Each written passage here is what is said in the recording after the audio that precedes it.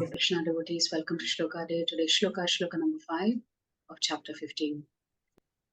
Nirmana moha jata sanga dosha Nirmana moha jita sangha dosha adhyatma nitya vinivritta kama Adhyatma nitya vinivritta kama dvandvair vimukta sukha dukkha samyaihi Dvandair vimukta sukha dukkha samyaihi gacchantya padam avyayam tat. Gacchantya mudha padam avyayam tad. Word for word meaning, translation and purport by His Divine Grace, Srila A.C. Bhaktivedanta Swami Maharaj, Srila Prabhupada Ki Jai. Nihi. Damodaran Prabhu? Haresha? Nihi. Nihi. Without. Without. Mana. Mana. False prestige. False prestige. Moha. Moha. And illusion. An illusion. Jita.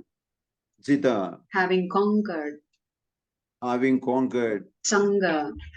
Sangha. Of association. Of association. Doshaha. Doshaha. The faults. The faults. Adhyatma. Adhyatma. In spiritual knowledge. In spiritual knowledge. Nityaha. Nityaha. In eternity. In eternity. Vinivritta. Vinivritta. Disassociated. Disassociated. Kamaha. Kamaha. From lust. From the lust. Dvandvaihi. Dvandaihi. From the dualities. From the dualities. Vimuktaha. Vimuktaha. Liberated. Liberated. Sukha dukkha. Sukha dukkha. Happiness and distress. Happiness and distress. Samyaihi. Samyayati. Named. Named. Gachanti. Gacchandi. Attain. Attain. Amudhaha. Amudhaha. Unbewildered. Unbewildered. Padam.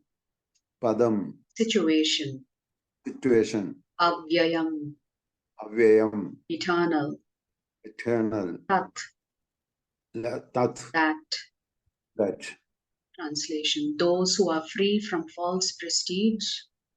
Those who are free from all prestige. False prestige. False prestige. Illusion. The illusion. And false association. False association. Who understand the eternal. Who understand the eternal. Who are done with material lust. Who are done with the material lust. Who are freed from the dualities of happiness and distress. Who are free from the dualities of happiness and distress. And who, unbewildered. And who, unbewildered. Know how to surrender. Know how to surrender. Unto the Supreme Person. Unto the Supreme Person. Attain to that eternal kingdom. Attain to that eternal kingdom. So Prabhupada writes in the purport here, the surrendering process is described here very nicely. The first qualification is that one should not be deluded by pride, because the conditioned soul is puffed up, thinking himself the lord of material nature. It is very difficult for him to surrender unto the Supreme Personality of God. One should know by the cultivation of real knowledge that he is not Lord of material nature. The Supreme Personality of Godhead is the Lord. When one is free from delusion caused by pride, he can begin the process of surrender. For one who is always expecting some honor in this material world, it is not possible to surrender to the Supreme Person. Pride is due to illusion. For although one comes here, stays for a brief time, and then goes away, he has the foolish notion that he is the Lord of the world. He thus makes all things complicated, and he is always in trouble. The whole world moves under this impression. People are considering the land, this earth, to belong to human society, and they'd have divided the land under the false impression that they are the proprietors. One has to get out of this false notion that human society is the proprietor of this world. When one is freed from such a false notion, he becomes free from all false associations caused by familial, social, and national affections. So Prabhupada is saying, as long as we have all these affections, my family, my society, my nation, etc., anything that precedes in your sentence the word my, staking ownership, that prevents you from surrendering to the Supreme. Now, that doesn't mean if there is so for example, just to clarify, so let us say there is an example we can take of maybe a property of ISKCON coming under dispute under the legal system. So at that time, what would the devotees do? Would the devotees say, well, it is not my temple anymore, so I will not do anything about it. Let it go wherever it wants because that's the Lord's will. No, the devotee will fight to make sure that the property stays with ISKCON, with the understanding that we are doing it in the interest and the services of the devotees as well as the Supreme. So that you shouldn't stake proprietorship of it, but at the same time, you should be ready to defend whatever is necessary for the sake of serving the Lord. And when one has an understanding of things as they are, he becomes free from all dual conceptions such as happiness and distress, pleasure and pain. He becomes full in knowledge, then it is possible for him to surrender to the Supreme Personality of Godhead. From another parampara, I just want to read some additional commentary. In this verse, Sri Krishna has explained the requisites for complete surrender to the Supreme Lord, who is at the base of this enigmatic Ashwath tree.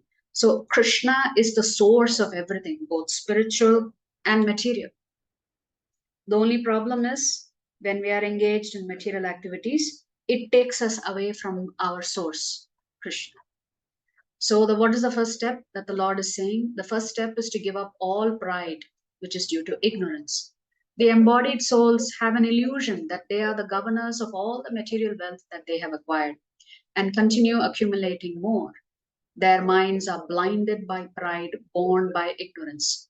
They think that all this is for their enjoyment and would continue giving them happiness.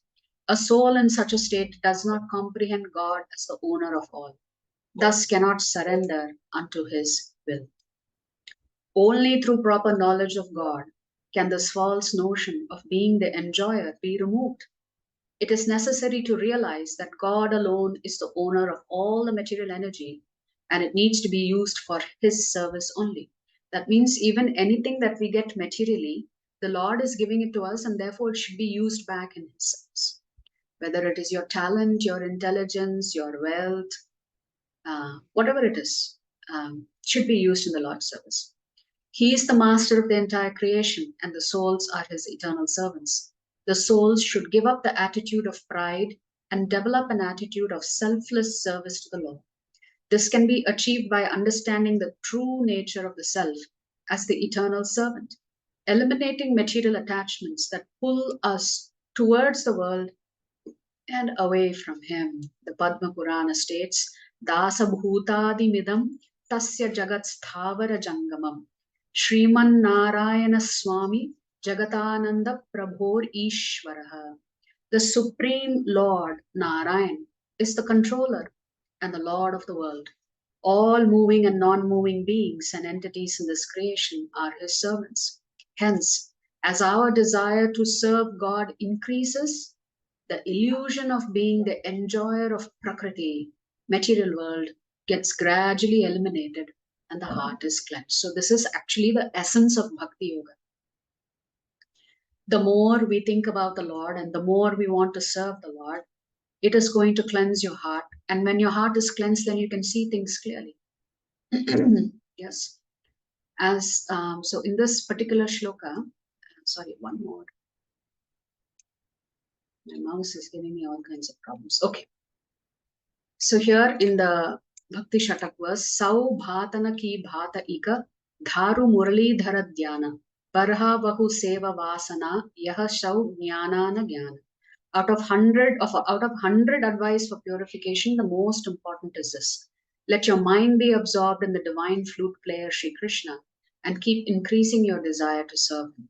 This counsel is more important than 100 such gems of knowledge. But what happens once our etheric hearts are cleansed and become perfectly situated in the loving service of the Lord? In this verse, Sri Krishna says that all those perfected souls enter his spiritual realm and stay there forever. Once a state of God realization is achieved, the material realm serves no purpose, which means once you have developed the taste for serving the Lord and developed pure love for the Lord, then nothing else matters to you. Not even all of your so-called material accomplishments, your family, none of that will matter to you. Once the state of God realization is achieved, the material realm serves no purpose. The soul is free from the cycle of life and death. It now stays in God's divine abode, along with other perfected God realized souls. The material realm is only 1/4, while the spiritual realm is 3/4 of the entire creation. As a city prison only occupies a small part of a large city, similarly, the material realm is a very small part of God's vast creation. The Vedas state, Padosya Vishwa Bhutani Tripadasya Amritam Divi. This is from Purusha Suktam, the third mantra. This temporary world made from the material energy is but one part of creation. The other three parts are the eternal abode of God, that is beyond the phenomenon of life and death. In the next verse, Sri Krishna explains the nature of the eternal abode. So, the essence of this particular shloka is the process of surrender. The process of surrender necessitates that we give up false prestige, we give up illusion, we give up false association, and we dwell on that which is eternal. So, the only thing eternal is our relationship with the Supreme. So, if we dwell in that eternality and express that in the form of seva, then Krishna says you are surrendered to the Supreme Lord and you can enter the spiritual kingdom. If you like our videos, please subscribe to our channel and turn on the bell notification. If you'd like to join our classes every day, please check the details in the description section of this video. We look forward to serving you.